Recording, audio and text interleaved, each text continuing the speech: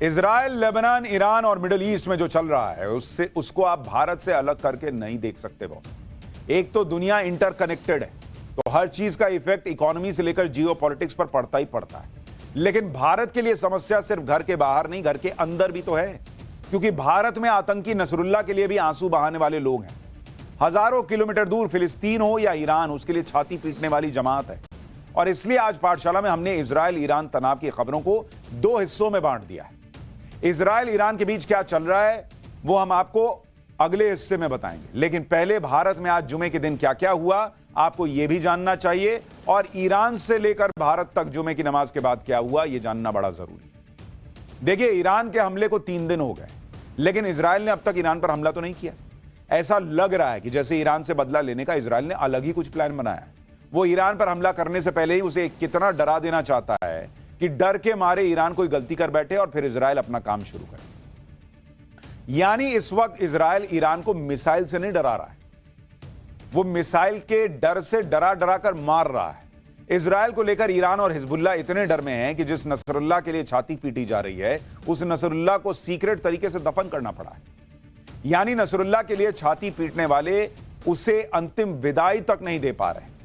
इसके बीच ही आज इजराइल ने ईरान और हिजबुल्लाह को एक और बड़ा दर्द दे दिया, क्योंकि आज जुमे की नमाज के बाद ईरान ने नसरुल्लाह के लिए बड़ी शोक सभा रखी थी। ईरान नसरुल्लाह की मौत पर आंसू बहा ही रहा था कि इस बीच खबर आ गई कि इजराइल ने नसरुल्लाह के उत्तराधिकारी और हिजबुल्लाह के नए चीफ को भी नसरुल्लाह के पास पहुंचा दिया। यहां क्या कर रहे हो, जाओ ऊपर नसरुल्लाह के पास। यानी शोक सभा चल रही थी, वहां शोक में डूबने की एक और खबर आ गई। इजराइल ने नसरुल्लाह प्रेमियों को उसकी मौत का गम भी सही से मनाने नहीं दिया और एक और बड़ा दर्द दे दिया। ईरान तो ना नसरुल्लाह को बचा पाया, ना ही हिजबुल्लाह के नए चीफ हाशिम सैफुद्दीन को बचा पाया। ऐसे में लोगों को लग रहा है कि ईरान खुद को इजराइल से बचाएगा कैसे। इजराइल के हमले में हिजबुल्लाह का नया चीफ कैसे मारा गया, आज ईरान में नसरुल्लाह की मौत पर कैसे शोक सभा हुई, उस शोक सभा में खामनेई ने इजराइल को क्या नई धमकी दी, खामनेई के बयान में कैसे इजराइल का डर दिखा, वो सब आज आपको बताऊंगा। लेकिन पहले इस खबर के पहले हिस्से में देखिए कि ईरान की तरह भारत में भी नसरुल्लाह की मौत पर जुमे के दिन कैसे शोक सभा हुई है बॉस। क्योंकि आप भारत की तस्वीरें और माहौल देखेंगे तो हैरान रह जाएंगे। नसरुल्लाह की मौत पर प्रदर्शन करने में हमारे यहां कुछ लोगों ने ईरान और बाकी मुस्लिम देशों तक को टक्कर दे दी है। जरा कुछ तस्वीरें देखिए पहले, फिर विस्तार से बताता हूं।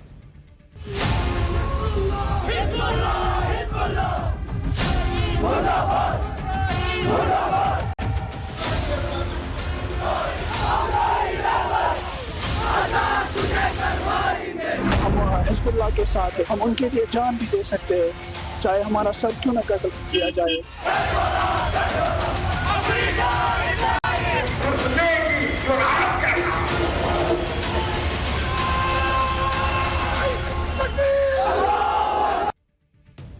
भारत में जिस तरह से नसरुल्लाह को लेकर प्रदर्शन हो रहे हैं उससे दुनिया हैरान है। क्योंकि आप अगर भारत में नसरुल्लाह के लिए सड़कों पर उतरी भीड़ को देखेंगे और ईरान में नसरुल्लाह के लिए जमा हुई भीड़ को देखेंगे तो कोई ज्यादा अंतर नहीं दिख रहा। वहां भी लोग आंसू बहा रहे थे ईरान में, और यहां भारत में भी बहा रहे हैं। अच्छा, मिडिल ईस्ट के कई इस्लामिक देशों में वो नहीं हो रहा जो आज भारत में हुआ है। ईरान नसरुल्लाह के लिए आंसू बहा है ये तो समझ में आता है, लेकिन भारत में नसरुल्लाह जैसे आतंकी के लिए अचानक ऐसी भीड़ जुट जाए ये बात तो किसी को भी चौंकाएगी। ईरान का दुखी होना समझ में आता है कि जिस नसरुल्लाह को ईरान ने इजराइल का खून बहाने के काम में लगाया उस नसरुल्लाह को इजराइल ने निपटा दिया। लेकिन भारत में भी कई लोग ऐसे हैं जिनका नसरुल्लाह को लेकर दुखी खत्म नहीं हो रहा। वो हिजबुल्लाह चीफ नसरुल्लाह को भूल ही नहीं पा रहे। और आज जुमे की नमाज के बाद ईरान में जो भीड़ है और जो भारत में भीड़ है, आप देखिए क्या तमाशा चल रहा है। नसरुल्लाह की मौत को 1 हफ्ता हो गया, लेकिन नसरुल्लाह के समर्थन में और इजराइल के खिलाफ प्रोटेस्ट में कोई कमी नहीं आ रही। और यह सब उस आदमी की मौत पर हो रहा है जिसे दुनिया इंटरनेशनल आतंकी मानती है, जिसका भारत के मुसलमानों से कोई लेना देना नहीं है। ना ही नसरुल्लाह कोई धर्म की लड़ाई लड़ रहा था, वो तो ईरान और इजराइल की लड़ाई में एक मोहरा भर था। लेकिन यहां यह बात कुछ लोगों को समझ ही नहीं आ रही। वो ये समझ ही नहीं रहे कि जिस नसरुल्लाह को लेकर वो हर घर से हिजबुल्लाह निकलेगा जैसे नारे लगा रहे हैं, उस हिजबुल्लाह के लड़ाके इजराइल के डर से अपने घर से ही नहीं निकल पा रहे। तुम अपने घर से क्या हिजबुल्लाह के लड़ाके निकाल रहे हो और नसरुल्लाह निकाल रहे हो। वो हिजबुल्लाह के लड़ाके खुद इजराइल के डर से घर से नहीं निकल रहे, बंकर में छिपे हुए हैं, लेकिन वहां भी वो इजराइल से बच जाएंगे इसकी कोई गारंटी नहीं। दूसरी बात यह है कि भारत में जो लोग धर्म के नाम पर नसरुल्लाह और हिजबुल्लाह का साथ देना अपना फर्ज मानते हैं, उन्हें यह भी समझना चाहिए कि खुद मुस्लिम देश इस लड़ाई में ना हिजबुल्लाह के साथ खड़े हैं ना ईरान के साथ खड़े हैं। आज नसरुल्लाह की मौत पर शोक जताते हुए ईरान के सुप्रीम लीडर खामनेई को मुस्लिम देशों से अपील करनी पड़ी कि वो इजराइल के खिलाफ मुस्लिम देश एकजुट हो जाएं। तो आप खुद सोचो बॉस, मुस्लिम देश नहीं खड़े हो रहे, वहां वो कह रहा है कि बॉस हमारा साथ दो, हमारा साथ दो। यहां भारत में मुसलमान जो है वो खड़े हो गए जुमे की नमाज के बाद। खामनेई को यह कहना पड़ा कि अब तो अरब के मुसलमान देश उसका साथ दें, लेकिन ईरान के सबसे बड़े धार्मिक गुरु खामनेई की अपील पर भी मुस्लिम देश उसके साथ खड़े नहीं हुए। यह बात भारत में उन मुसलमानों को समझनी चाहिए जिन्हें हिजबुल्लाह के समर्थन के नाम पर सड़क पर उतार दिया गया है। वो ये अच्छी तरह जान लें कि नसरुल्लाह और हिजबुल्लाह पर मुस्लिम देश ही आपस में बटे हुए हैं। भाई तुम क्यों यहां पर अपना लोड लिए बैठे हो? लेकिन इस बात को बिना समझे बिना जाने नसरुल्लाह हिजबुल्लाह के लिए नारे लग रहे हैं। देश में जगह जगह आज प्रोटेस्ट हुए, कश्मीर हो या यूपी या बिहार या हैदराबाद, हिजबुल्लाह के सपोर्ट में भारत में रैलियां निकली हैं, नारेबाजी हुई है। कश्मीर में किस तरह से आज जुमे की नमाज पर यह सब हुआ, उसकी एक ग्राउंड रिपोर्ट देखिए। कश्मीर में जुमे की नमाज के बाद बड़े पैमाने पर हिजबुल्लाह के समर्थन में प्रदर्शन हुए। हिजबुल्लाह चीफ नसरुल्लाह के नाम पर लोग काले झंडे लेकर सड़कों पर उतर आए। प्रदर्शनकारियों ने कहा कि दुनिया भर के मुसलमानों को अपनी आस्थाओं से परे एक साथ आना चाहिए और इजराइल के जुल्म के खिलाफ आवाज उठानी चाहिए। प्रदर्शन के दौरान जो नारेबाजी हो रही थी वो सुनकर आप भी हैरान रह जाएंगे। हम सब क्या हैं हिजबुल्लाह, घर घर में होगा हिजबुल्लाह, हर बच्चा बनेगा हिजबुल्लाह जैसे नारे लग रहे थे।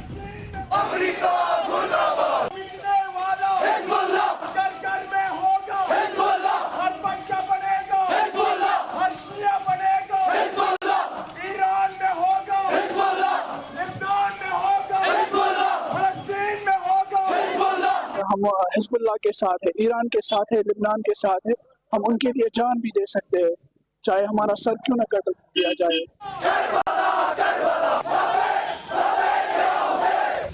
सोचिए ये कैसी सोच है, हिजबुल्लाह के लिए जान तक देने को लोग तैयार हैं। वो हिजबुल्लाह जो भारत से 4,500 किलोमीटर दूर लेबनान में है। श्रीनगर में तो नसरुल्लाह की मौत के बाद से लगातार प्रोटेस्ट हो रहे हैं। श्रीनगर और बड़गाम में जुम्मे की नमाज के बाद हिजबुल्लाह के समर्थन में नारेबाजी हुई। शिया प्रदर्शनकारियों ने इजराइल और अमेरिका के खिलाफ नारे लगाए। हिजबुल्लाह कमांडर हसन नसरुल्लाह की मौत के बाद लगातार कश्मीर घाटी के अलग अलग हिस्सों में विरोध प्रदर्शन देखने को मिल रहे हैं। आज जुमा की नमाज के बाद यहाँ श्रीनगर के आबी गुजर इलाके में जो लोग हैं वो जमा हुए हैं और हिजबुल्लाह कमांडर हसन नसरुल्लाह की मौत के खिलाफ लगातार विरोध प्रदर्शन कर रहे हैं। इसराइल और अमेरिका के खिलाफ लगातार नाराबाजी हो रही है, उसके साथ साथ हिजबुल्लाह के पक्ष में भी नाराबाजी लगातार हो रही है। आप देखेंगे कि इन लोगों ने हिजबुल्लाह कमांडर हसन नसरुल्लाह की तस्वीर जो है उसको भी उठाया है। लगातार इस तरह के प्रोटेस्ट जो है वो कश्मीर घाटी में पिछले 5 दिनों से लगातार हो रहे हैं। खासतौर पर अगर सेंट्रल कश्मीर के बडगाम डिस्ट्रिक्ट की बात करेंगे या श्रीनगर की बात करेंगे तो लगातार हिजबुल्लाह कमांडर हसन नसरुल्लाह की मौत के खिलाफ जो है प्रदर्शन किए जा रहे हैं, विरोध प्रदर्शन हो रहे हैं और खासतौर पर युवा ऐसे जो है प्रदर्शनों में हिस्सा ले रहे हैं। ये प्रोटेस्ट देखकर ऐसा लग रहा है जैसे हिजबुल्लाह कोई शांतिप्रिय संगठन हो और नसरुल्लाह कोई आतंकी नहीं बल्कि इंसानियत का रखवाला था। श्रीनगर में हिजबुल्लाह के समर्थन में होने वाले प्रोटेस्ट पर सुरक्षा एजेंसियों की भी नजर बनी हुई है। हालात को लगातार मॉनिटर किया जा रहा है जिससे माहौल बिगड़ न पाए।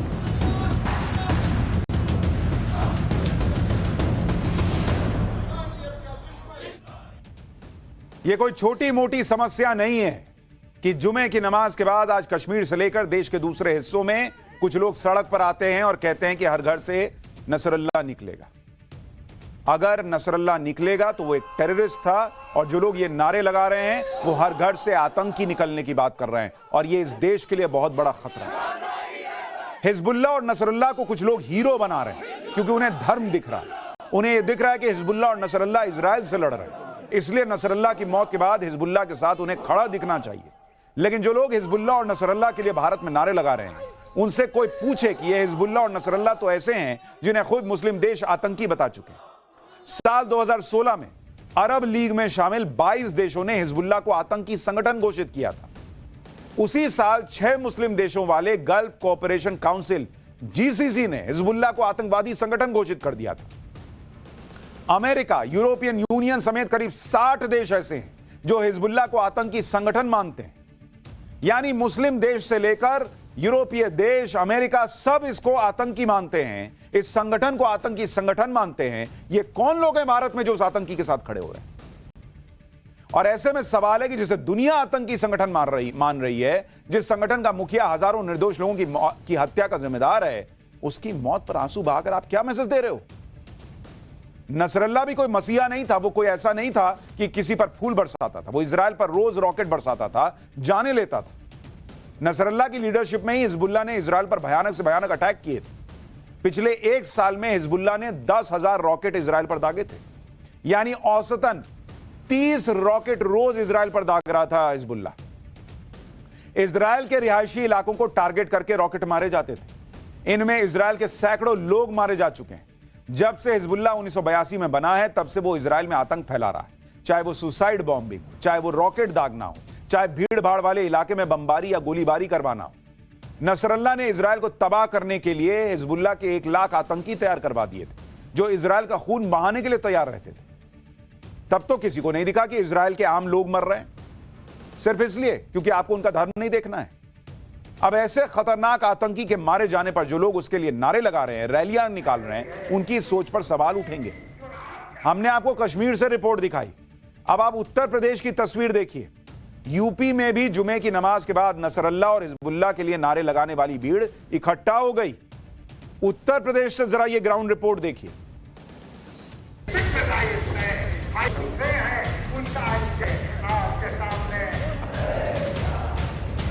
यूपी में भी नसरुल्लाह और हिजबुल्लाह के नाम पर प्रदर्शन किए गए। वाराणसी में शिया मुसलमानों ने हिजबुल्लाह के समर्थन में प्रोटेस्ट किया। वाराणसी की जामा मस्जिद में आज जुमे की नमाज के बाद नसरुल्लाह के लिए प्रदर्शन किए गए। शिया समुदाय ने नसरुल्लाह को शहीद बताया। जगह जगह जुमे की नमाज के दौरान तकरीरें हो रही हैं। इजराइल के खिलाफ अपना जो गुस्सा है, अपनी जो नाराजगी है, वो शिया समुदाय के लोग हैं वो साफ तौर पे निकाल रहे हैं, अपनी भड़ास निकाल रहे हैं। वाराणसी की जामा मस्जिद के अंदर ही जमकर नारेबाजी हुई और तकरीरें दी गई। इजराइल को इंसानियत का दुश्मन बता दिया गया। हसन नसरुल्लाह आतंकवादी नहीं है। हसन नसरुल्लाह ने हिंदुस्तान की 50 नर्सों को दाइश से, IAS से छुड़ा के हिंदुस्तान भेजा था। वो आदमी कैसे आतंकवादी हो सकता है? अगर वो दहशतगर्द हैं तो हिंदुस्तान को जो हमने अंग्रेजों से आजाद किया तो हम भी दहशतगर्द थे। इसका मतलब भाई हम अपने मुल्क को आजाद अगर करा रहे हैं तो हम दहशतगर्द कैसे, ये बताए मीडिया। 7 अक्टूबर को जो इजराइल में हमला हुआ था उसे आप क्या कहेंगे? क्योंकि उसी की प्रतिक्रिया के स्वरूप इजराइल लगातार हमले कर रहे हैं। ये देखिए, इजराइल के जितने हमले हैं तमाम तर जो हिजबुल्लाह दिफा कर रहा है, हिजबुल्लाह ने कभी किसी पे अटैक नहीं किया, दिफा के लिए अटैक किया। अब हमें बुलाया जा रहा है। शिया मुसलमानों ने कहा कि नसरुल्लाह की शहादत का बदला लिया जाएगा। देखिए वाराणसी की जामा मस्जिद में जुमे की नमाज के बाद क्या माहौल था। वाराणसी के एक मस्जिद के अंदर मौजूद हैं और यहाँ पर शिया समुदाय के जो लोग हैं वो जुमे की नमाज अदा करने के लिए पहुंचे हैं। लेकिन दिलचस्प बात यह है कि यहाँ पर इजराइल के खिलाफ नारेबाजी हो रही है। हाथों में नसरुल्लाह के जो तस्वीरें हैं, पोस्टर हैं, वो लगे हैं और इसके साथ ही यहाँ पर तकरीर की जा रही है। इस तरह से उत्तर प्रदेश में कई जगहों पर शिया मुसलमानों ने हिजबुल्लाह के समर्थन में प्रदर्शन किए। लखनऊ में बड़ा इमामबाड़ा में शिया मुसलमानों ने इजराइल के खिलाफ नारेबाजी की। यहां जुमे की नमाज के दौरान ही इजराइल मुर्दाबाद के नारे लगाए गए।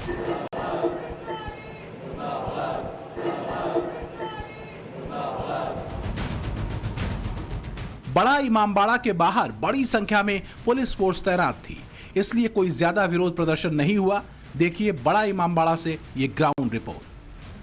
इन नमाजों में इजराइल को लेकर बातें हुई हैं, पाकिस्तान अमेरिका को लेकर जो है उसके मुर्दाबाद के नारे लगाए गए हैं और कहा गया है कि नसरुल्लाह जो है वो धर्म के लिए नेक काम कर रहे थे, लेकिन जो मीडिया है उन्हें आतंकी बता रही है। और इस बात को लेकर आपने देखा होगा कि लखनऊ में इससे पहले भी शिया समुदाय के लोगों ने लगातार प्रोटेस्ट निकाले, दो बार प्रोटेस्ट किया, कैंडल मार्च किया। उसके बाद से अलर्ट जारी किया गया था कि आज जब जुमे की नमाज हो तो कहीं कोई अशांति न हो। इस तरीके से लिहाज से बड़ी संख्या में फोर्सेस को डिप्लॉय किया गया था मस्जिदों के बाहर।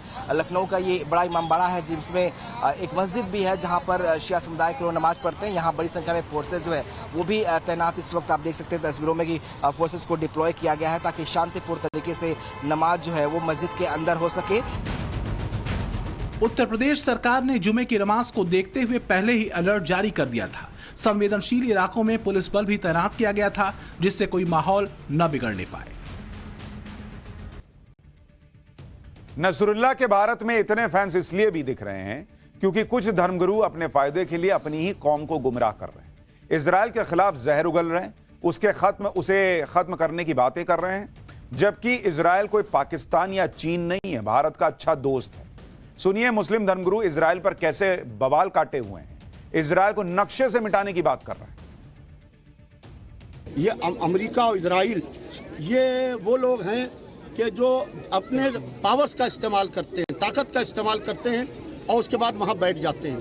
इंशाअल्लाह ईरान और लबनान मिलकर इजराइल का खात्मा करेगा और दुनिया के नक्शे से इंशाअल्लाह इजराइल मिट के रहेगा। आप जल्द से जल्द इंशाअल्लाह ये यहीं से बैठे बैठे इजराइल को मिटा देंगे। जो लोग इजराइल के खात्मे का सपना देख रहे हैं उन्हें शायद यह पता नहीं कि पिछले 70 साल से यह सपना कई मुस्लिम देश देख चुके हैं, लेकिन कोई इजराइल का कुछ बिगाड़ नहीं पाया। उल्टे इजराइल से युद्ध में दुश्मनों ने अपनी जमीन ही गंवाई है। इजराइल वो देश है जो इस वक्त एक साथ 4 फ्रंट पर लड़ाई लड़ रहा है। इजराइल वो देश है जो अपने अस्तित्व में आने से लेकर अब तक 16 से ज्यादा बड़े युद्ध झेल चुका है। इजराइल वो देश है जो हर तरफ से दुश्मन देशों से घिरा हुआ है। इजराइल वो देश है जो 1948 में अस्तित्व में आया और उसके ठीक बाद 6 देशों की सेना ने उस पर एक साथ अटैक किया, लेकिन अपने पहले ही युद्ध में इजराइल ने दुश्मन को ढेर कर दिया और उसकी जमीन को भी अपने में मिला लिया। इजराइल वो देश है जिसने साल 1967 में अरब देशों के खिलाफ 6 दिन में युद्ध खत्म कर दिया था। इजराइल के अगल बगल 6 बड़े एक्टिव आतंकी संगठन हैं जो इजराइल के खून के प्यासे हैं। इजराइल के इतिहास में शायद ही कोई ऐसा दशक गया हो जब कभी वो एक साथ 4 फ्रंट 7 फ्रंट पे युद्ध ना लड़ रहा हो। उसको मिटाओगे आप यहां बैठे बैठे, हो गया। लेकिन इजराइल के खात्मे का सपना देखने वाले वो लोग जो नसरुल्लाह की मौत पर भारत में भीड़ जुटा रहे हैं, नारे लगवा रहे हैं, वो ये नहीं जानते कि वो एक समुदाय का कितना नुकसान कर रहे हैं। क्योंकि नसरुल्लाह की मौत को लेकर जिस तरह का विरोध हो रहा है, उन प्रदर्शनों में बच्चों के शामिल होने पर सवाल उठ रहे हैं। क्योंकि इस तरह के प्रदर्शन में बच्चों को उतारने का क्या मतलब है बॉस? क्या मतलब है? बच्चे को लेकर क्यों आ रहे हैं आप? इन बच्चों से हिजबुल्लाह जिंदाबाद, नसरुल्लाह जिंदाबाद जैसे नारे लगवाए जा रहे हैं। जाहिर सी बात है कि इन बच्चों को यह सब रटाया पढ़ाया जा रहा है ना, जानबूझकर उनसे ऐसे बयान दिलवाए जा रहे हैं। लेकिन ऐसा कौन कर रहा है, उसके पीछे का मकसद क्या है, यह समझना जरूरी है। वैसे नसरुल्लाह को लेकर जिस तरह से यूपी के अलग अलग शहरों में प्रदर्शन हुए, वो चिंता बढ़ाने वाली तस्वीर है। क्योंकि भारत के दुश्मन तो इसी फिराक में रहते हैं कि यहां धर्म के नाम पर लोगों को भड़काया जाए, माहौल खराब किया जाए। ऐसे में नसरुल्लाह पर प्रदर्शन उनके लिए सुनहरा मौका बन गया है। लेकिन यूपी में सीएम योगी आदित्यनाथ भी अलर्ट पर है। जुमे की नमाज पर नसरुल्लाह के समर्थन में प्रदर्शन को देखते हुए यूपी पुलिस ने पहले ही बड़े पैमाने पर फोर्स उतार दी थी। इसलिए यूपी में जगह जगह नसरुल्लाह पर हुए प्रदर्शन शांतिपूर्ण रहे। अगर किसी ने माहौल बिगाड़ने की कोशिश की भी तो उन पर एक्शन हुआ। जैसे बुधवार को अमेठी में बिना परमिशन के नसरुल्लाह के समर्थन में प्रदर्शन किए तो प्रदर्शन करने वालों को गिरफ्तार किया गया, आयोजकों पर केस हुआ कि ज्यादा चीता ना बनो, बिना परमिशन के कैसे कर रहे हो। लेकिन नसरुल्लाह और हिजबुल्लाह के प्रेमियों की भारत में कोई कमी थोड़ी है। कश्मीर और उत्तर प्रदेश के साथ साथ बिहार में भी नसरुल्लाह के लिए रैली निकाली गई।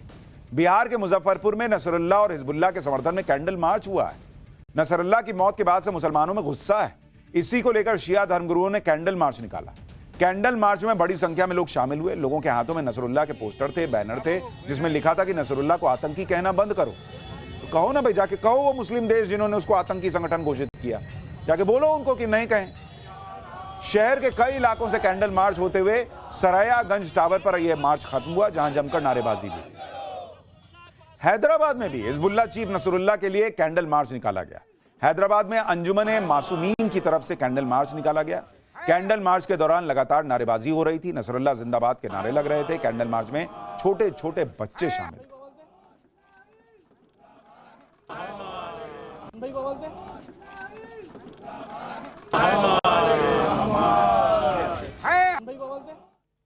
अब आप सोचिए इससे बड़ा मजाक क्या होगा कि जो नसरल्ला हजारों लोगों की मौत का जिम्मेदार है, उसकी मौत पर कैंडल मार्च निकल रहे हैं। यही नसरल्ला को सिखाना था ना कि कैंडल मार्च निकालता है, वो तो रॉकेट दाग रहा था। एक भाई साहब अभी ज्ञान दे रहे थे कि अंग्रेजों से हमने आजादी की लड़ाई लड़ी कि नहीं लड़ी, तो अंग्रेजों पे हमने क्या रॉकेट दाग दिए थे क्या? तब तो महात्मा गांधी जो है उन्होंने शांति से लड़ने की बात कही थी, और अंग्रेज हमारे देश में घुसे थे। वहां जिस जमीन को आप अपना बता रहे हो उस पर क्लेम करने वाले कई लोग हैं। नसरल्ला के समर्थक इजरायल को भर भर के कोस रहे हैं, जबकि भारत यह मानता है कि इजरायल पर 7 अक्टूबर को आतंकी हमला हुआ था और भारत तो आतंक के खिलाफ हमेशा खड़ा है। ऐसे में अगर देश में कुछ लोग नसरल्ला का साथ देंगे तो यह भारत की आतंक के खिलाफ लड़ाई को भी कमजोर करेगा। दूसरी बात यह है कि यह सारा मामला ईरान और इजरायल की लड़ाई का है। इस लड़ाई से भारत का कोई लेना देना नहीं। दुनिया में कहीं मुसलमान को कुछ हो जाए, बिना सिर पैर देखे हुए उसके लिए खड़ा होना बंद करो यार, अपने देश के लिए खड़े होना। भारत तो इस लड़ाई में किसी का साइड नहीं ले रहा, उसकी इजरायल और ईरान दोनों से अच्छी दोस्ती है। आप क्यों जबरदस्ती कूदे पड़े हो? भारत बेवजह किसी के झगड़े में नहीं पड़ना चाहता। मोदी सरकार का तो पूरा फोकस इस युद्ध के माहौल में भी भारत की विकास की रफ्तार को रुकने न देने पर। आप सुनिए प्रधानमंत्री मोदी युद्ध के माहौल पर क्या कह रहे हैं।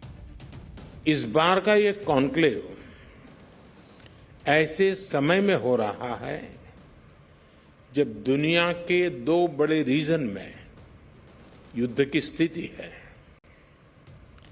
ये दोनों रीजन ग्लोबल इकोनॉमी के लिए और खास तौर पर एनर्जी सिक्योरिटी के लिहाज से बहुत अहम है।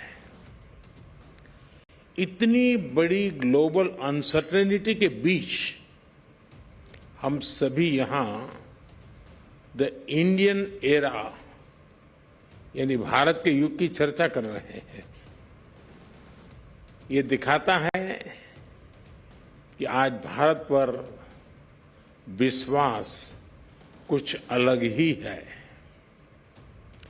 ये दिखाता है कि आज भारत का आत्मविश्वास भी कुछ विशेष है।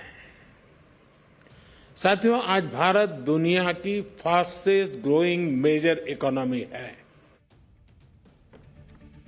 यानी इस पूरे मामले में भारत अपने आप पर फोकस करे, यही प्रधानमंत्री का भी संदेश है और यही यहां रहने वाले हर व्यक्ति का फोकस भी होना चाहिए। पाठशाला में अगली क्लास। पीएम मोदी ने क्या कहा कि राहुल की फैक्ट्री वाली जलेबी का रस निकल गया।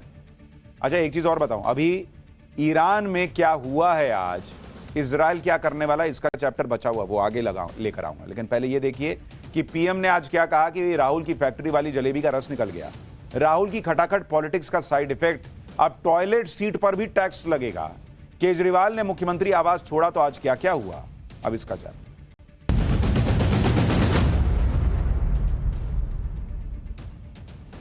इस वक्त हरियाणा को लेकर जबरदस्त चुनावी माहौल बना हुआ है, क्योंकि एक तरफ राहुल गांधी की जलेबी फैक्ट्री वाली बात पर खूब चर्चा हो रही है, दूसरी तरफ हिमाचल में कांग्रेस सरकार ने टॉयलेट सीट पर टैक्स लगा दिया। उसकी हरियाणा चुनाव के बीच बहुत बात हो रही है कि अब टॉयलेट सीट पर भी टैक्स देना पड़ेगा। यानी माहौल एकदम से बदल गया। कल तक कहा जा रहा था कि बीजेपी बैकफुट पर है, अब कुछ लोग कह रहे हैं कि पिछले 2 हफ्ते में बीजेपी ने अच्छी रिकवरी की है, कई कमियों को ठीक किया है और इससे मुकाबला कांटे का हो सकता है। यानी किसी का भी मामला बन सकता है, किसी का भी मामला बिगड़ सकता है। सब अपना अपना कैलकुलेशन कर रहे हैं, सब अपने समीकरण फिट कर रहे हैं कि कैसे हरियाणा का इलेक्शन अपनी तरफ किया जा सकता है। लेकिन इस चुनावी गुणागणित के बीच कुछ दिन से राहुल गांधी अपनी जलेबी वाली बात पर फंस गए, जिस पर आज उन्हें सफाई तक देनी पड़ गई। राहुल गांधी ने कुछ दिन पहले हरियाणा की एक रैली में जलेबी पर एक ऐसा ज्ञान दे दिया जिस पर उनका और कांग्रेस का खूब मजाक उड़ा सोशल मीडिया पर। राहुल गांधी की यह जलेबी नॉमिक्स क्या थी वो आप सुनिए, फिर आपको बताएंगे कि पीएम मोदी ने राहुल गांधी के इस जलेबी ज्ञान पर क्या कहा। होना क्या चाहिए कि ये जो आपकी जलेबी है पूरे हिंदुस्तान में जानी चाहिए और उसके बाद बाकी देशों में, अमेरिका में, जापान में अलग अलग रूप लेते हुए इसको दूसरे देशों में जाना चाहिए। आज इनकी दुकान में कितने लोग काम करते हैं? इनकी दुकान में कितने लोग काम करते हों? मान लो इनकी दुकान में आज 100 लोग काम करते हैं, तो अगर इनकी जलेबी बाकी हिंदुस्तान में जाएगी, बाकी दुनिया में जाएगी, तो शायद उनकी फैक्ट्री में एक दिन 10,000, 20,000, 30,000, 50,000 लोग काम कर सके। मगर जैसे मैंने ये जलेबी चखी, मैंने प्रियंका को सीधा मैसेज मारा, मैं पढ़ लेता हूं जो मेरे फोन पे है। मैंने कहा, प्रियंका, आज मैंने अपनी लाइफ में सबसे अच्छी जलेबी खाई है। लिखा है यहां पे कि मैंने अपनी जिंदगी में सबसे अच्छी जलेबी आज खाई है। मैं तुम्हारे लिए आज शाम एक डब्बा लाने जा रहा हूं। अब राहुल गांधी के इसी जलेबी वाले बयान का लोग जो है पूरा रस ले रहे हैं। सोशल मीडिया पर कोई पूछ रहा है कि वो कह रहे हैं कि 40,000, 50,000, 10,000 लोग फैक्ट्री में काम करेंगे। फैक्ट्री में कब से जलेबी बनने लगी? और उन्होंने कहा कि ये अमेरिका जापान जाएगी, अलग अलग रूप के। जलेबी कौन सा अलग रूप लेके अमेरिका जापान जाएगी भाई? लोग सोशल मीडिया पे पूछ रहे हैं कि फैक्ट्री वाली जलेबी कहां बनती है। राहुल गांधी ने जब जलेबी पर अपना विजन बताया, तब तक प्रधानमंत्री मोदी की हरियाणा में आखिरी रैली हो चुकी। इसलिए पीएम मोदी ने झारखंड के एक कार्यक्रम में जलेबी पर राहुल गांधी को जवाब दिया, और पीएम मोदी ने जो बोला उससे राहुल गांधी की जलेबी फैक्ट्री का पूरा रस निकल गया। एक बार पीएम मोदी को सुनिए, फिर बताता हूं राहुल गांधी अब कैसे सफाई देते फिर रहे हैं। मैं भी इनसे पूछना चाहता हूं, झूठ की नई जलेबियां, ये झूठ की नई जलेबियां परोसने से पहले अरे जरा पुराना हिसाब तो दे दो। जलेबी की फैक्ट्री को लेकर घिरे राहुल गांधी ने आज लंबी चौड़ी सफाई दी, और इसमें जलेबी को लेकर अपने विजन को भी बताया कि वो कहना क्या चाह रहे थे। राहुल गांधी ने लिखा कि हाल ही में उन्होंने गोहाना की स्वादिष्ट जलेबियों के बारे में बात की और इसे बड़े पैमाने पर बेचने की संभावना पर जोर दिया। भारत में ऐसे 5500 क्लस्टर हैं जहां छोटे उत्पादक हैं जो अपने उत्पादों को दुनिया भर में बेच सकते हैं, अगर उन्हें समर्थन मिले। इन्हें फाइनेंस, टेक्नोलॉजी, नेटवर्क, ब्रांडिंग और बेहतर ऑर्गेनाइजेशन की नीतियों की जरूरत है। इसके बाद राहुल गांधी ने लिखा कि बनारसी साड़ियों की ग्लोबल सक्सेस इस बात का एक बेहतरीन उदाहरण है कि क्या संभव है। राहुल गांधी यहीं नहीं रुके, उन्होंने आगे भी लिखा कि हरियाणा और भारत में बीजेपी ने इकोनॉमी को फेल कर दिया है। उन्होंने करोड़ों लोगों को अनौपचारिक नौकरियों में धकेल दिया है और छोटे व्यवसायों को नष्ट करके लाखों लोगों को भारत छोड़ने पर मजबूर कर दिया है। बीजेपी का इंटरेस्ट सिर्फ उन प्रोडक्ट्स पर है जिनका उत्पादन बड़ी मात्रा में अडानी ग्रुप करता है। आगे राहुल ने लिखा कि हरियाणा के लोग इसे अच्छी तरह समझते हैं और वो जल्दी ही मोदी जी की पूंजीवादी नीतियों के चक्रव्यूह को तोड़ने के लिए अगला प्रहार करेंगे। अब राहुल गांधी अमूमन कुछ ना कुछ ऐसा बोल ही जाते हैं कि बाद में सफाई देनी पड़ती है। कभी आरक्षण वाले बयान पर सफाई देते हैं, कभी सिखों को लेकर जो कहे आए विदेश में उस पर सफाई देते फिरते हैं, और अब जलेबी की फैक्ट्री पर सफाई दे रहे हैं। अरे भैया, ऐसा बोलते ही क्यों है कि सफाई देनी पड़े? लेकिन जलेबी फैक्ट्री पर राहुल गांधी का जिस तरह से मजाक उड़ा, उसे राहुल गांधी ने अडानी वाली अपनी पुरानी राजनीति से जोड़कर ट्विस्ट देने का प्रयास किया, जिससे जलेबी वाली बात का ज्यादा नुकसान ना हो। लेकिन नुकसान जो होना था वो तो हो गया। अब आप जलेबी छानते रहिए, बयानों के रस तो निकल गया। राहुल गांधी की जलेबी फैक्ट्री के साथ साथ एक और नुकसान कांग्रेस का हुआ हिमाचल, जहां उनकी सरकार है। हरियाणा में कांग्रेस सरकार आज इस बात पर घिर गई कि उसने टॉयलेट सीट पर भी टैक्स लगा दिया, यानी जलेबी खाने पर भी विवाद और बाद में होने वाली प्रक्रिया पर भी विवाद। आज सुबह सुबह खबर आई कि हिमाचल प्रदेश की कांग्रेस सरकार ने टॉयलेट सीट के आधार पर सीवरेज टैक्स लगाने की घोषणा की है। खबर यह थी कि हिमाचल प्रदेश के शहरी इलाकों में हर एक टॉयलेट सीट पर 25 रुपए महीने का टैक्स देना पड़ेगा। हालांकि खबर पर बवाल मचा तो हिमाचल प्रदेश सरकार बैकफुट पर आ गई। आनंद फानन में टॉयलेट सीट टैक्स वापस ले लिया। टॉयलेट सीट टैक्स तो वापस ले लिया गया, लेकिन इससे कांग्रेस ने बीजेपी को बड़ा मौका दे दिया। बीजेपी ने क्या कहा वो आगे बताऊंगा, पहले सुनिए कि कैसे हिमाचल की सरकार ने खुद फैसला किया। और जब इस फैसले पर कांग्रेस और राहुल गांधी घिरने लगे कि क्या बॉस अब टॉयलेट सीट पे भी टैक्स लगेगा, तो हिमाचल के सीएम ने टॉयलेट सीट टैक्स के लिए बीजेपी को ही जिम्मेदार ठहरा दिया। सुनिए हिमाचल के मुख्यमंत्री को। नहीं, ऐसी कोई बात नहीं है। क्या और मुझे समझ नहीं आता कि ऐसी बातें क्यों उठाई जाती है। ऐसा है कि जो बीजेपी ने चुनावों से पहले 5,000 करोड़ की रेवड़ियां बांटी थी हिमाचल प्रदेश में, उसमें जो पानी का मीटर था उसको फ्री कर दिया था कि हम पानी का कोई बिल नहीं लेंगे। हमने 100 रुपया पर हेड पर फैमिली पानी का बिल लेने की बात की है। उसमें 5 स्टार होटल्स भी थे, उनसे भी बिल नहीं लिया जा रहा था। ओबराय है, ताज है, सब है, तो जो देने की क्षमता रखते थे उस पर कर दिया। और ये टॉयलेट टैक्स कोई ऐसा टैक्स नहीं है। तो फिर ये जो चीजें आ रही है वो क्या अफवाह मत रहे? वो आप उनको जो चीजें ये करते हैं उनको इस चीज को समझना चाहिए, इसको राजनीतिक लाभ के लिए नहीं उठाना चाहिए। उन चीजों को समझना चाहिए और पहले उनको पढ़ना चाहिए कि क्या चीज है।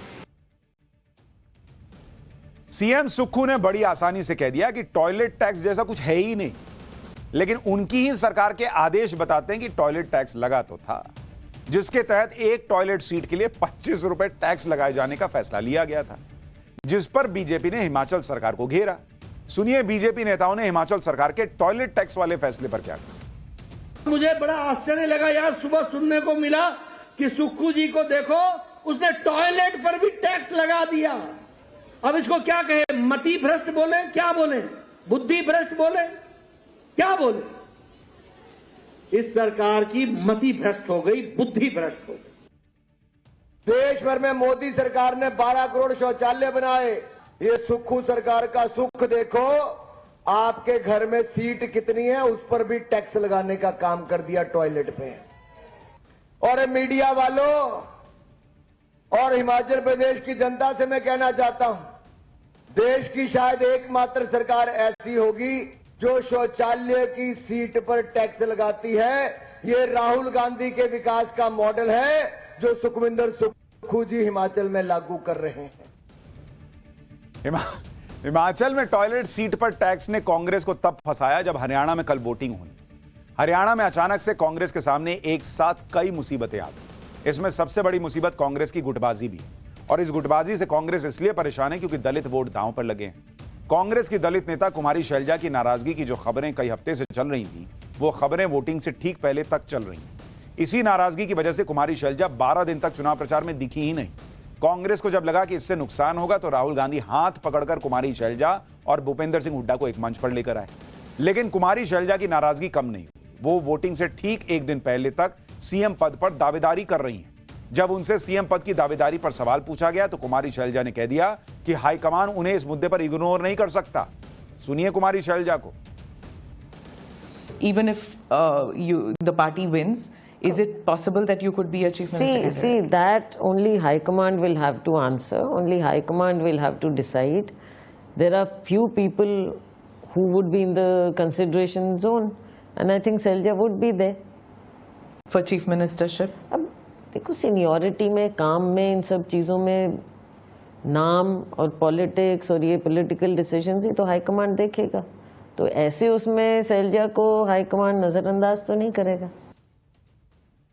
यानी वोटिंग से पहले ही सीट सीएम पद पर दावेदारी ठोकना शुरू हो गया। हरियाणा के लिए कांग्रेस इस तरह से बेचैन है कि उसे लग रहा है कि कहीं हरियाणा में भी वैसा ही हाल ना हो जो मध्य प्रदेश में हुआ था। मध्य प्रदेश में भी कांग्रेस ओवर कॉन्फिडेंट, लेकिन जब नतीजे आए तो ये नतीजे कांग्रेस के लिए बहुत बुरे रहे। इसलिए कांग्रेस हरियाणा में बीजेपी को हल्के में लेने की भूल नहीं कर सकती। हरियाणा में कुछ ही सीटों का खेल किसी की भी सरकार बनवा सकता है और किसी का भी खेल बिगाड़ सकता है। जहां तक बीजेपी की बात है तो हरियाणा में कई ऐसी सीटें हैं जो बीजेपी का गढ़ बन चुकी है। जैसे हरियाणा में ऐसी 23 सीटें हैं जिन पर बीजेपी पिछले 3 या 4 विधानसभा चुनाव में लगातार जीतती आ रही है। और कांग्रेस की बात करें तो हरियाणा की 15 विधानसभा सीटें ऐसी हैं जहां कांग्रेस पिछले 3 या 4 विधानसभा चुनावों से जीत रही है। यानी यहां पर भी 8 सीटों की बढ़त बीजेपी के पास ऑलरेडी दिख रही है। इस सब के बीच बीजेपी को भरोसा है कि वो हरियाणा का चुनाव निकाल लेगी। वोटिंग से पहले हरियाणा के सीएम नायब सिंह सैनी ने बीजेपी की भारी बहुमत के साथ जीत की भविष्यवाणी कर दी। नायब सिंह सैनी अंबाला में मनसा देवी मंदिर में पूजा करने पहुंचे थे और वहां ही उन्होंने कहा कि हम जीतेंगे। एक और नेता जिन्होंने हरियाणा में बड़ा दांव खेला है वो दिल्ली के पूर्व मुख्यमंत्री अरविंद केजरीवाल। उनकी पार्टी हरियाणा में कितनी सीटें लाएगी इस पर भी सबकी नजरें हैं, क्योंकि जेल से छूटने के बाद केजरीवाल ने हरियाणा के चुनाव प्रचार में पूरा जोर लगाया। लेकिन अब कल की वोटिंग के बाद से केजरीवाल का फोकस दिल्ली पर होगा, जहां अगले साल फरवरी में चुनाव होगा। केजरीवाल ने इस चुनाव की तैयारी पहले से ही शुरू कर दी थी जब उन्होंने अचानक मुख्यमंत्री पद छोड़ दिया था और सीएम की कुर्सी पर आतिशी बैठी। आज अरविंद केजरीवाल ने अपना मुख्यमंत्री आवास भी खाली कर दिया। अरविंद केजरीवाल अपने पिता, मां और पत्नी को लेकर सीएम हाउस से बाहर निकले। मुख्यमंत्री आवास खाली करने के दौरान वो बेहद भावुक नजर आए। उन्होंने सीएम कैंप ऑफिस में काम करने वाले स्टाफ से मुलाकात की, उन्हें गले लगाया। मुख्यमंत्री पद छोड़ने के बाद केजरीवाल आम आदमी पार्टी के राज्यसभा सांसद अशोक मित्तल के 5 फिरोजशाह रोड वाले घर में रहेंगे, जहां आज उन्होंने अपने परिवार के साथ गृह प्रवेश की पूजा भी की है। ये तस्वीरें आप देखिए, जब वो नए घर में गए हैं वहां की तस्वीरें हैं, जब पूजा पाठ हुई है और केजरीवाल अंदर हैं। तो हर तरफ पॉलिटिक्स चल रही है, चीजें चल रही हैं। लेकिन जैसा हमने आपसे कहा था कि इजराइल और ईरान के बीच जो चल रहा है उसका चैप्टर 2 अभी बचा हुआ है, पार्ट 2 बचा हुआ है। पाठशाला में अगली क्लास उसी पर है। नसरल्ला की शोक सभा में ईरान ने इजराइल को क्या धमकी दी है, 85 साल के खमेनी ने बंदूक पर हाथ रखकर कौन सी कसम खाई है, इजराइल का ऐसा खौफ कि आतंकी नसरल्ला की डेड बॉडी तक छिपानी क्यों पड़ रही है, अब इसका चैप्टर देखिए।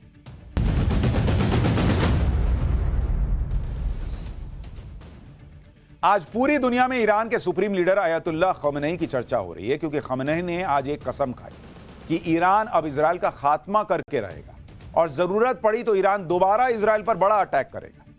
खमेनी ने इजराइल को यह धमकी ईरान के लाखों लोगों की भीड़ में आकर दी। आज जुमे की नमाज पर तेहरान की एक मस्जिद में हिजबुल्लाह के मारे गए चीफ नसरल्ला की शोक सभा रखी गई थी। आप भीड़ देखिए, इस शोक सभा में बड़ी संख्या में लोग पहुंचे।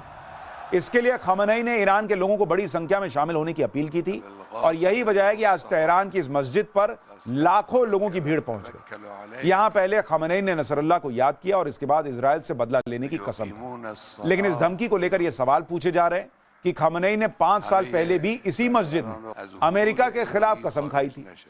उस कसम का तो कुछ नहीं हुआ, अमेरिका का तो कुछ नहीं बिगाड़ पाए।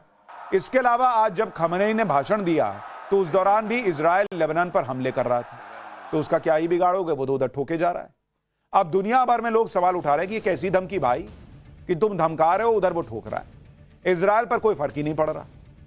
नसरल्ला की मौत के बाद खमेनी को किसी सीक्रेट जगह पर छुपा दिया गया था, लेकिन आज नसरल्ला की शोक सभा में उन्हें अपने लोगों के सामने आना पड़ा, क्योंकि ईरान के लोग भी ये जानना चाहते थे कि इजराइल से बदला लेने के लिए ईरान क्या करने वाला है।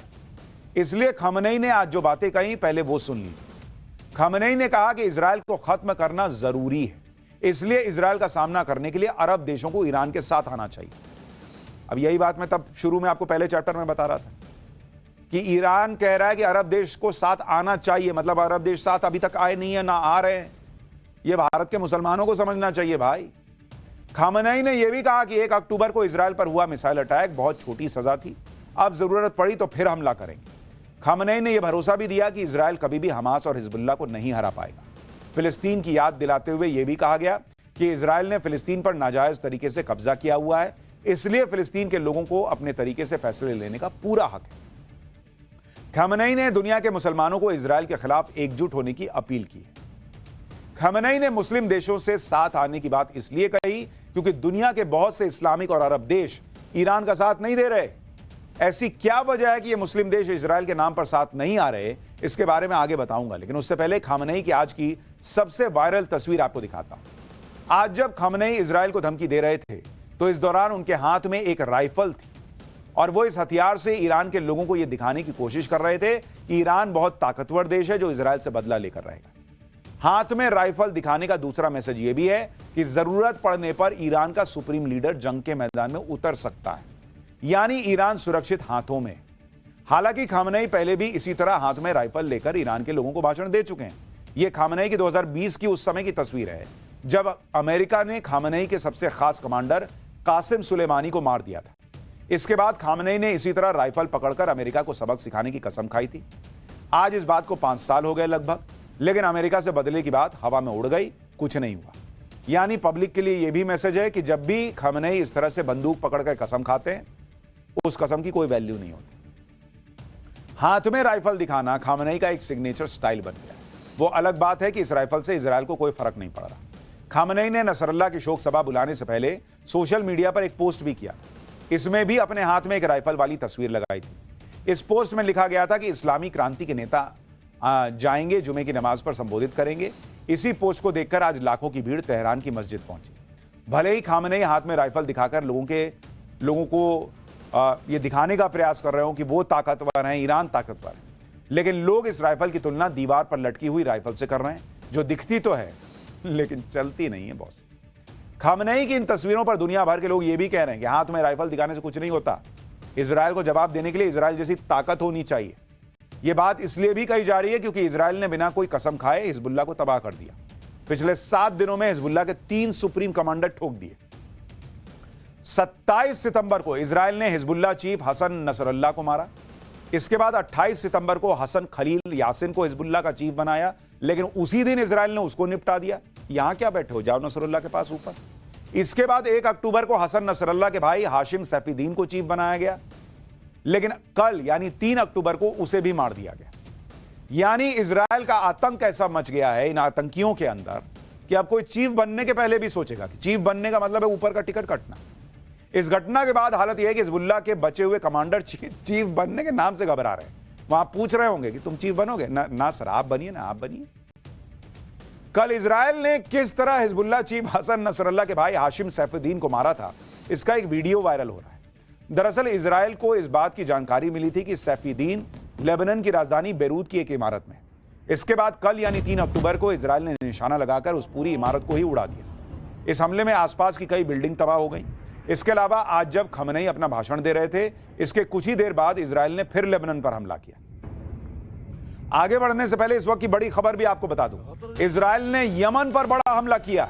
आतंकी संगठन हूती के ठिकानों पर हमला और हूती के कई ठिकाने हमले से तबाह हो गए।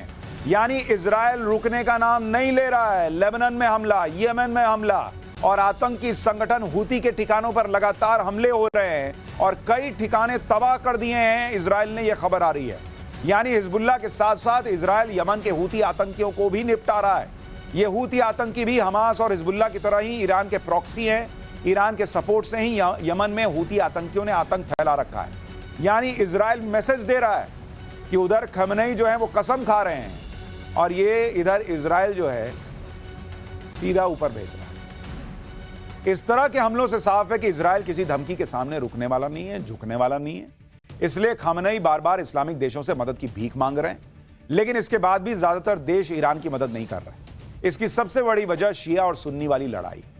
दरअसल मिडिल ईस्ट में तनाव की एक और सबसे बड़ी वजह शिया और सुन्नी मुसलमानों के बीच का टकराव है। एक अनुमान के मुताबिक दुनिया के लगभग 20% मुसलमान मिडिल ईस्ट और खाड़ी देशों में ही रहते हैं।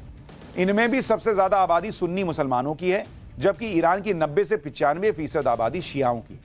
हैरानी की बात यह है कि ये मुस्लिम देश फिलिस्तीन को लेकर पूरी तरह क्लियर हैं और उसकी मदद भी करते हैं, लेकिन ईरान को लेकर अब तक मदद का भरोसा नहीं दे पाए।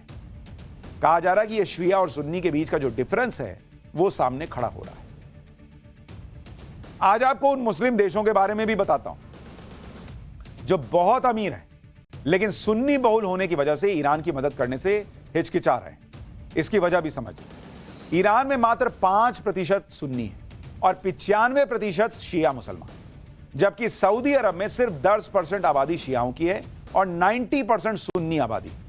यूएई में शिया आबादी 15% और सुन्नी आबादी करीब करीब 85%। कतर में शिया आबादी 36% है, जबकि सुन्नी 64% है।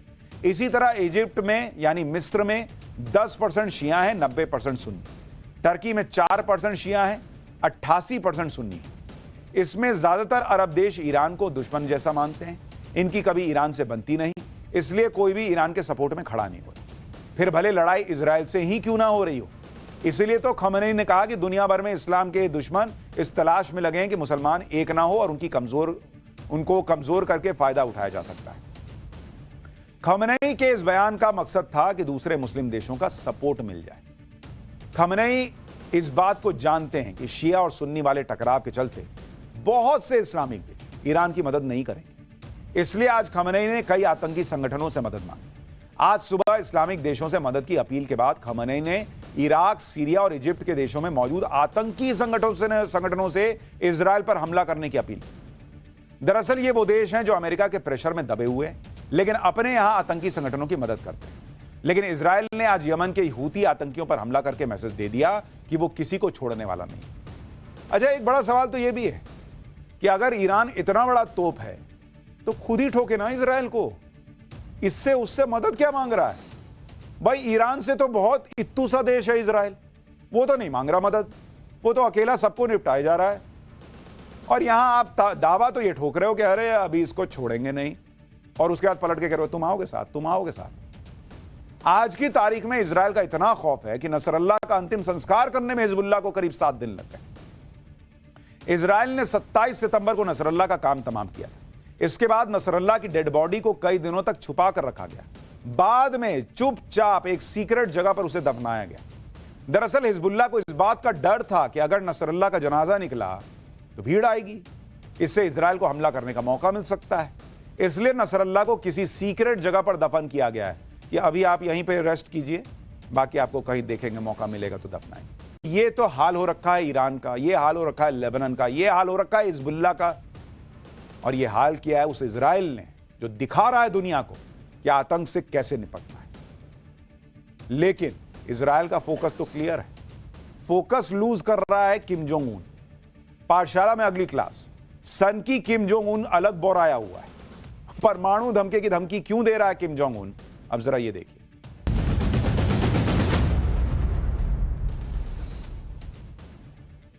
दुनिया बारूद के ढेर पर बैठी है, आग लगाने वालों की कमी नहीं है। रूस यूक्रेन की जंग चल रही थी कि गाजा युद्ध शुरू हो गया, गाजा युद्ध चल ही रहा था कि हिजबुल्लाह और इजराइल का युद्ध शुरू हो गया, हिजबुल्लाह को इजराइल निपटा ही रहा था कि ईरान बीच में कूद पड़ा, मिसाइलें दागने लगा। यानी एक के बाद एक युद्ध में दुनिया फंसती चली जा रही। लेकिन इसी से दुनिया का मन नहीं भर रहा। कुछ देशों के लीडर ऐसे हैं जो अलग ही लेवल पर पहुंच गए। नॉर्थ कोरिया का सनकी तानाशाह किम जोंग उन एक बार फिर धमकी दे रहा है। इस बार तो किम जोंग उन ने सीधे सीधे परमाणु हमले की बात कह दी है। किम जोंग उन ने कहा है कि अगर दुश्मन ने नॉर्थ कोरिया के खिलाफ सेना का इस्तेमाल किया, अगर साउथ कोरिया और अमेरिका ने नॉर्थ कोरिया पर हमला बोला, तो नॉर्थ कोरिया बिना किसी हिचकिचाहट के सभी खतरनाक हथियारों का इस्तेमाल करेगा। वक्त आने पर हम परमाणु हथियारों का इस्तेमाल भी करने से नहीं चूकेंगे। ये भाई अलग मोड में उधर अलग बवाल मचा है, ये यहां जो है वो अपना रौला दिखा रहा है, मार देंगे, ठोक देंगे। यानी जिस बात का डर था वो हो सकता है। अगर कोरियन रीजन में वॉर फ्रंट खुलता है और उसमें न्यूक्लियर वेपन का इस्तेमाल हुआ तो क्या हालत हो सकती है, इसका अंदाजा पूरी दुनिया को। जंग भले ही नॉर्थ कोरिया और साउथ कोरिया के बीच होगी, लेकिन इस वॉर फ्रंट पर न्यूक्लियर पावर वाली इक्वेशन को समझना जरूरी है। नॉर्थ कोरिया को रूस और चीन का सपोर्ट है, साउथ कोरिया के साथ अमेरिका और जापान खड़ा है। यानी अगर जंग हुई तो उसमें एक साथ 4 ऐसे देश शामिल हो जाएंगे जिनके पास न्यूक्लियर वेपन है, और ये चारों ही देश ऐसे हैं जिनके ऊपर किसी का कंट्रोल नहीं चलता। किम जोंग उनको दुनिया सन की तानाशाह के नाम से भी जानती है। एक ऐसा तानाशाह जो अपने तुगलकी फैसलों के लिए दुनिया में मशहूर है। छोटी सी गलती पे तो मौत की सजा दे देता है। किम जोंग ने तो मात्र शक होने पर ही अपने रिश्तेदारों तक को नहीं छोड़ा भाई। लेकिन सवाल है कि इस बार किम जोंग अचानक क्यों भड़क गया? किम जोंग को इतना गुस्सा क्यों आ रहा कि न्यूक्लियर रिमोट को हाथ में लेकर घूम रहा कि अभी दबाऊं, अभी दबाऊं? दुनिया को खत्म करने की धमकी क्यों दे रहा है? इन सवालों का जवाब इस तस्वीर में। यह है साउथ कोरिया की बंकर बस्टर मॉन्स्टर मिसाइल ह्यूनमू 5। दुनिया का सबसे भारी हथियार ले जाने में सक्षम यह मिसाइल जहां गिरती है वहां भारी तबाही मचाती है। इस मॉन्स्टर मिसाइल में 8 टन यानी 8000 किलो हथियार जा सकता है। इस मिसाइल की खासियत यह है कि यह जमीन की गहराई में बने बंकर्स को भी पल भर में तबाह कर सकती है। सोचिए जहां 8000 किलो बम एक साथ गिर जाए वहां क्या बचेगा? इसे मॉन्स्टर मिसाइल इसलिए भी कहा जाता है क्योंकि करीब 36 टन की यह मिसाइल टारगेट को हिट करने से पहले एटमॉस्फेयर यानी वायुमंडल के बाहर चली जाती है। आपको जानकर हैरानी होगी कि इजराइल ने हिजबुल्लाह चीफ नसरुल्लाह को मारने के लिए जिस मिसाइल का इस्तेमाल किया, यह मिसाइल उससे भी कई गुना ताकतवर है। किम जोंग उन उस मिसाइल को देखकर इसलिए भड़क गया क्योंकि ह्यूनमू 5 मिसाइल साउथ कोरिया की मिलिट्री डे परेड में दिखा दी गई। अब वो बमक गया, अरे यार हमको दिखा रहे हो तुम। 1 अक्टूबर को सियोल में साउथ कोरिया की मिलिट्री डे परेड हुई थी। इस परेड में हथियारों का जमकर प्रदर्शन किया गया। परेड में सेना के 5300 ट्रूप्स ने हिस्सा लिया और 340 किस्म के हथियारों का प्रदर्शन हुआ। 2022 में आयोजित हो रही इस मिलिट्री डे परेड में अमेरिका भी हिस्सा लेता है। 1 अक्टूबर को हुई परेड में अमेरिका के B-1B स्ट्रैटेजिक बॉम्बर प्लेन ने पहली बार हिस्सा लिया। इसके अलावा F-15K जेट्स ने भी आसमान में नॉर्थ कोरिया को अपनी ताकत दिखाई। नॉर्थ कोरिया ने मिलिट्री डे परेड में अपनी मिसाइल्स और टैंक्स का प्रदर्शन तो किया ही, पहली बार रोबोट डॉग आर्मी भी इस परेड का हिस्सा बनी। ये साउथ कोरिया का बता रहा हूं। पर सैनिक ताकत दिखाने के साथ ही साउथ कोरिया के राष्ट्रपति यून ने किम जोंग को चेतावनी भी दे डाली। ये देखिए किस तरह से ये आप देख रहे हैं जो रोबोटिक डॉग है। जिस दिन हमारे पड़ोसी देश ने परमाणु हथियार का इस्तेमाल करने की कोशिश की उसी दिन किम जोंग का अंत हो जाएगा। यह साउथ कोरिया धमका रहा है, क्योंकि तब उसे साउथ कोरियाई और अमेरिकी अलायंस के प्रचंड प्रहार का सामना करना पड़ेगा। साउथ कोरिया और अमेरिका की इस जुगलबंदी को देखकर ही किम जोंग उन गुस्से में है। साउथ कोरिया की सैनिक ताकत देखने के अगले दिन किम जोंग एक ट्रेनिंग बेस में पहुंचा। किम जोंग उसी काली जैकेट में दिखाई दिया जिसे पहनकर अक्सर वो किसी बड़े मिशन पर निकलता है। इस दौरान Kim Jong special operation force के जवानों के बीच पहुंचा। किम ने ट्रेनिंग बेस का दौरा भी किया। नॉर्थ कोरिया की सेंट्रल न्यूज एजेंसी की तरफ से ये तस्वीरें जारी, जिसमें किम जोंग की लोकेशन तो नहीं बताई गई, लेकिन यह बताया गया कि किम जोंग ने न्यूक्लियर हमले की धमकी दी। यानी किम जोंग का अलग रौला है, वो दबाव बना रहा है। साउथ कोरिया अलग चीजें कह रहा है और दिखा रहा है। भैया थोड़ा समझ जाओ भाई, वैसे ही हर तरफ आग लगी हुई है, इधर नॉर्थ कोरिया साउथ कोरिया परमाणु युद्ध की बात।